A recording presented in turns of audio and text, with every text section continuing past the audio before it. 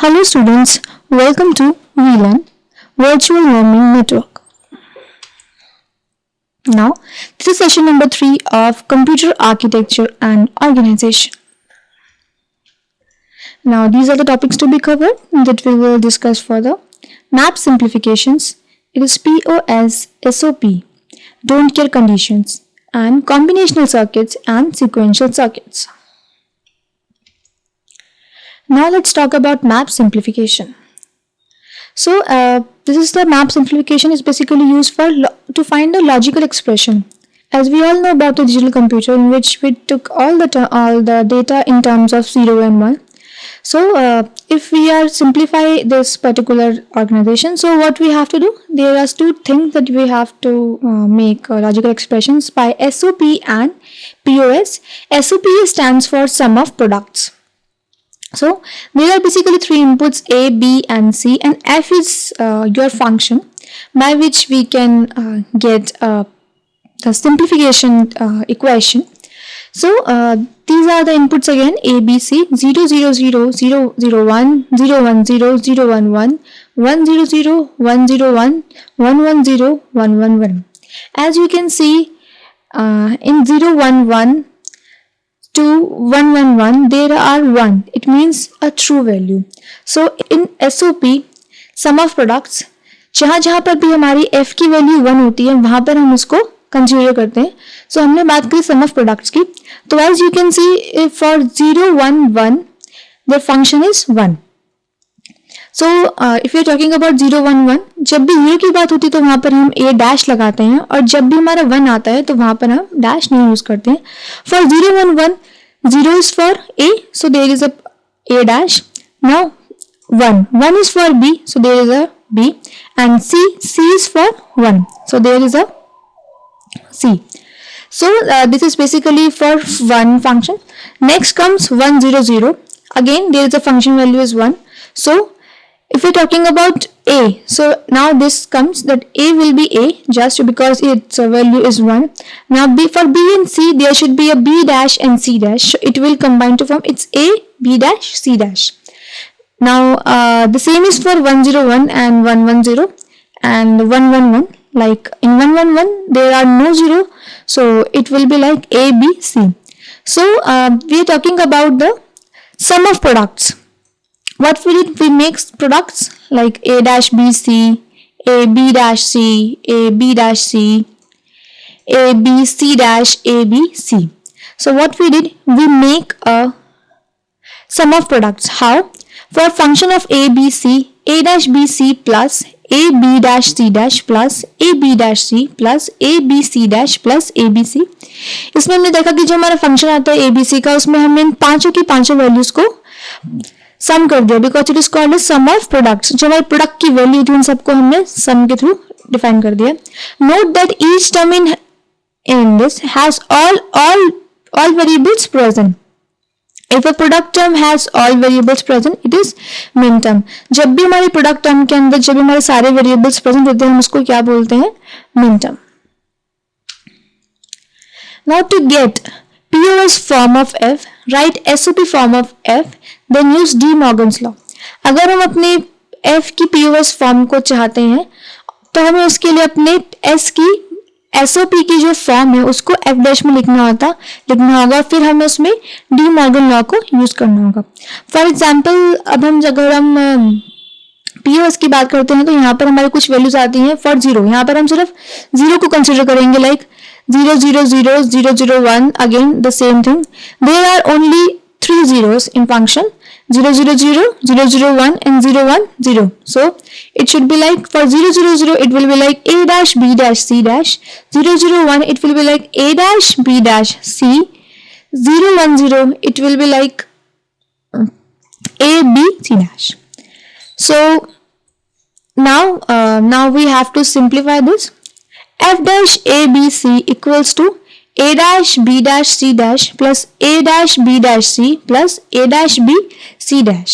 अगर हम इसके कॉम्प्लीमेंट ले लें both side, it means take complement of both side, तो क्या होगा हमारा f dash a b c का हमने होल कॉम्प्लीमेंट लिया, it will be equal to a dash b dash c dash plus A dash B dash C plus A dash B C dash, हमने इन तीनों का क्या कर लिया, इनका कॉम्प्लीमेंट ले लिया। अब हमें इसके लिए पीयूएस फॉर्म निकालनी थी, तो हमने क्या किया, apply De Morgan's law to right side. अगर हम डी मॉर्गन्स लॉ को राइट हैंड साइड पे अप्लाई करते हैं तो हमने क्या फाइंड आउट किया कि left hand side is F F dash is equal to F.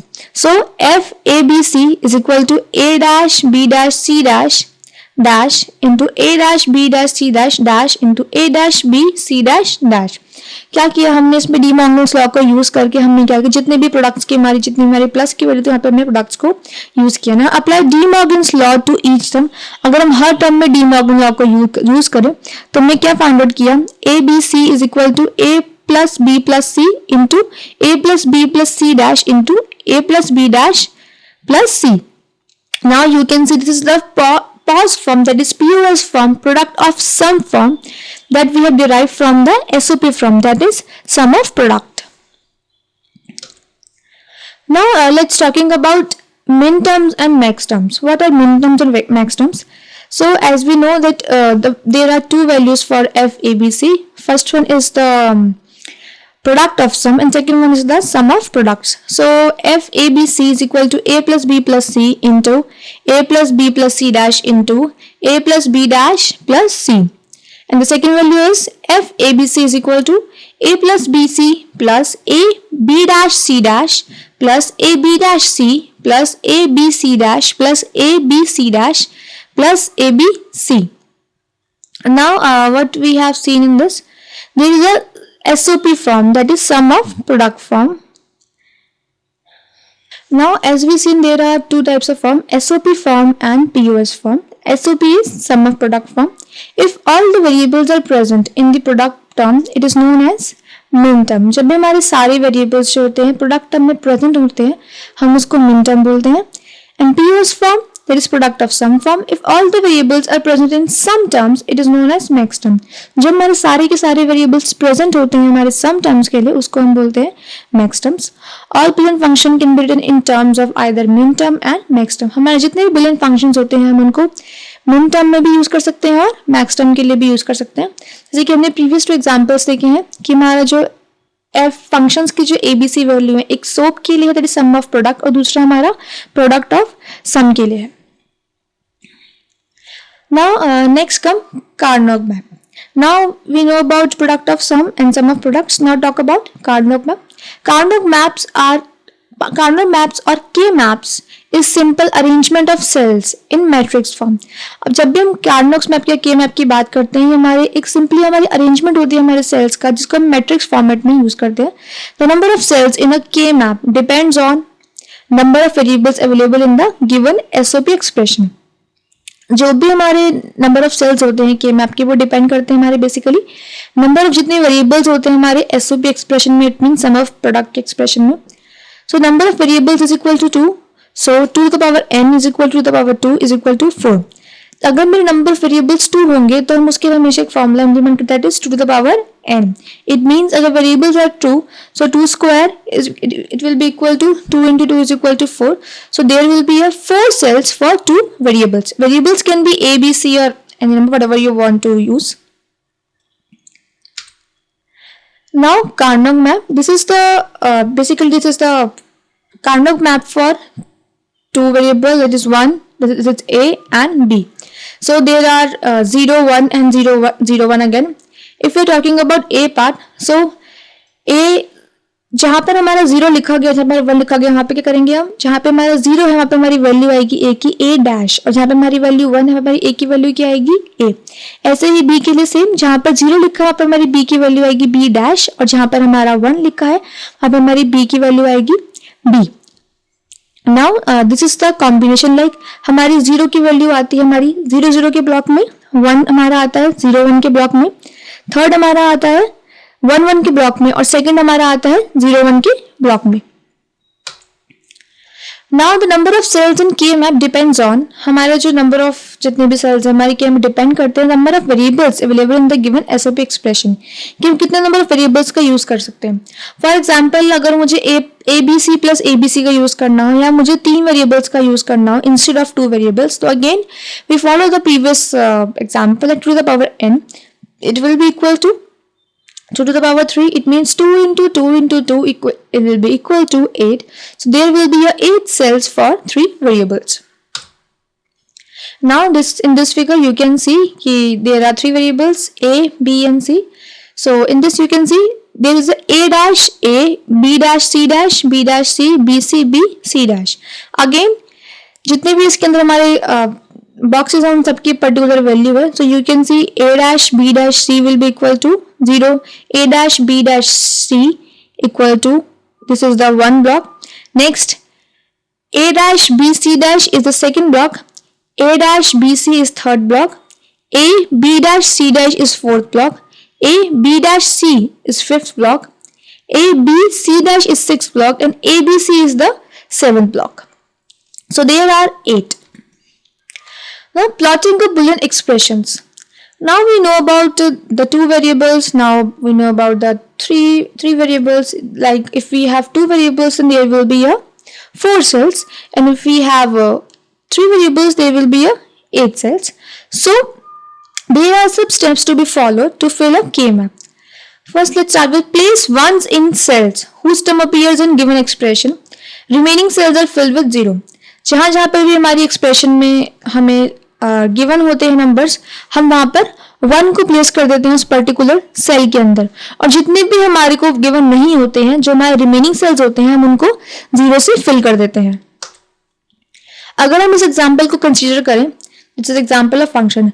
Okay, now this is the summation. When we are talking about the summation, there will be a sum of products. हम sum of products की बात करते हैं और यहाँ पर हम अपनी min term को consider करते हैं. So AB and AB are the 2 terms. It means AB dash and AB are the 2 terms. Let us write 1 in these 2 cells. Remaining 2 cells will be filled with 0. Now you can see कि जो हमारे A B dash की जो value given है वहां पर हमें 1 लिखना है, जहां पर A B की वैल्यू गिवन है वहां पर भी हमें 1 लिखना है. कि हमारे से ऊपर एक्सप्रेशन में गिवन है कि function is equal to summation of 2 3, it will be like जो हमारा सेकंड सेल और हमारा जो थर्ड सेल होगा that will be equal to 1, और हमारा सेकंड सेल होगा क्या A B डैश, और थर्ड सेल क्या होगा हमारा plus A B. As we know about the from the previous example से जो हमें समझ में आया कि जो हमारा सेकंड, टू और थर्ड सेल की पोजीशन कहाँ पे होती है, उस पोजीशन के अकॉर्डिंग हम कंसीडर कर सकते हैं, या फिर सेकंड केस ये भी है कि हम इनके वेरिएबल्स के अकॉर्डिंग. फॉर एग्जांपल जहाँ पर भी हमारा A B डैश कंसीडर होता है वहां पर मैंने अपनी वैल्यू क्या दी है 1. जहाँ पर मेरा A B कंसीडर होता है वहां पर मैंने वैल्यू दी है 1, और जो भी मेरी सेल्स रह जाएंगे रिमेनिंग सेल्स उनको मैं क्या वैल्यू दूंगी 0. Now logic expression simplification with grouping cells. अब जब हम बात करते हैं कि अगर मुझे अपने सेल्स की ग्रुपिंग करनी है, किस तरीके से हम अपने सेल्स की ग्रुपिंग करके लॉजिक एक्सप्रेशन को और सिंप्लीफाई कर सकते हैं हमारे आंसर्स के लिए. We have 2 stages here. Grouping adjacent cells of ones as per the rules of K map. अब हमारे कुछ रूल्स जिनको हमें फॉलो करना होगा. हमारे जितने भी नंबर ऑफ वंस है सेल्स के अंदर, हम उन सबको ग्रुप करना होता है, जिनको ग्रुपिंग करने के कुछ हमारे पर्टिकुलर रूल्स होते हैं. Apply simplification rules to the group cells. कुछ सिंप्लीफाइड हमारे रूल्स होते हैं जिनको हमने सेल्स को ग्रुप करने के लिए यूज करते हैं. Rules for grouping ones in adjacent cells. हमें अपनी एडजेसेंट सेल्स के लिए जो हमारे रूल होते हैं ग्रुपिंग को 1 के, वो कुछ इस तरीके से है.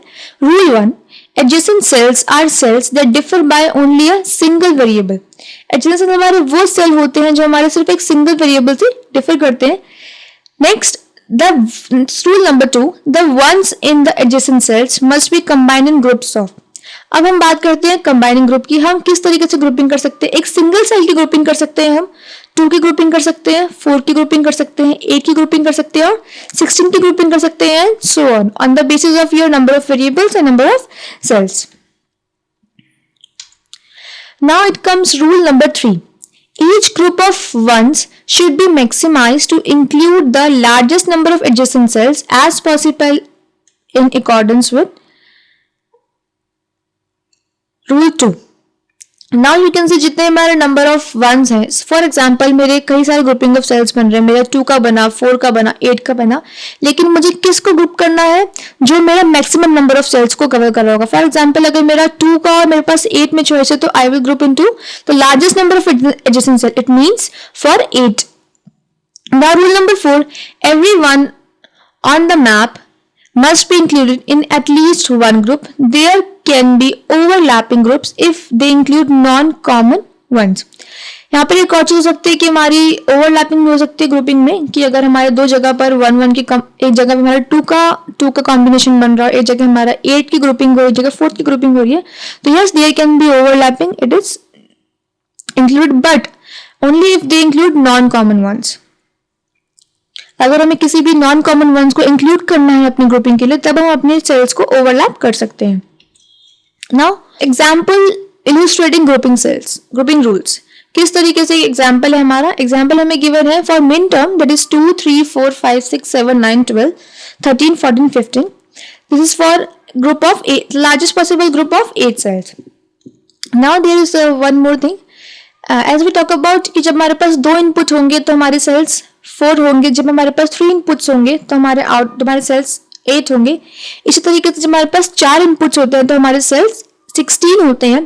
तो ये 4 इनपुट सेल्स के लिए हमें गिवन है क्वेश्चन, जिसके अंदर हमारे 2 3 4 5 6 7 9 12 13 14 15 इन सब पोजीशंस पे हमारा नंबर ऑफ 1 होगा। Now simple group of 2 1s overlapping group, यहाँ पर हमारे सब तरह के ग्रुप्स को इंट्रोड्यूस किया गया है। जैसे कि आप देख सकते हैं यहाँ पे हमारे 2 की ग्रुपिंग भी है और यहाँ पे हमारा 8 का भी ग्रुप है, जिसमें हमारा मैक्सिमम ग्रुपिंग हमारी 8 पर आई है।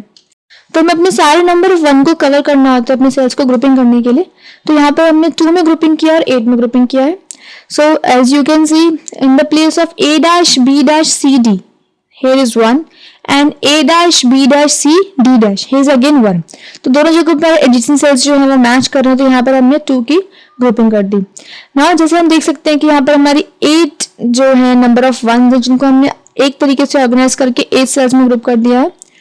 Now we have to know the concept of overlapping group.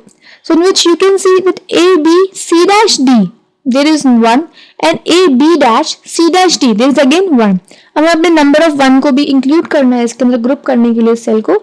तो हमने इसमें क्या किया, हमने 1 1 को क्या कर दिया है, ग्रुप करके हमने 2 सेल्स का ग्रुप कर लिया है, जिसके थ्रू हमने ओवरलैपिंग करिए। ओवरलैपिंग के थ्रू हमने इनको किस तरीके से ग्रुपिंग करके मैकेनिज्म को यूज किया ताकि हम सिंप्लीफाई कर सके, हम और सिंपल तरीके से अपनी लॉजिक एक्सप्रेशन को बता सके। This is the example for 4 variables in which there are 16 cells। Now do it yourself. This is there are 2 questions that you have to do it by yourself. First one is explain Carnot map, that is K map, and question number 2 is solve this with K map. This is the expression that f, this is the expression for min term 2 3 4 5 6 7 9 12 13 14 and 15. So this is all about today's session. Thank you so much.